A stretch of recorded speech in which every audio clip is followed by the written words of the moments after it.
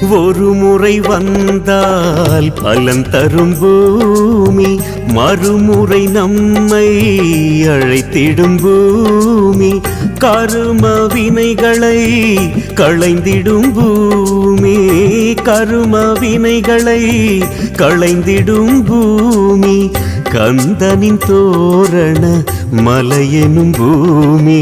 தோரணமலை பூமி இது தொன்மையான பூமி, வேலவன் வந்து ஆலயம் கொண்ட விந்தையான பூமி, அகத்தியரும் தேரையரும் அமைதி கண்ட பூமி, அகத்தியரும் தேரையரும் அமைதி கண்ட பூமி, நலம் பலவும் நாடுவோர்க்கு நன்மை செய்யும் பூமி, இது சித்தர் வாழும் பூமி. தோரணமலைக்கு வாருங்க, துன்பம்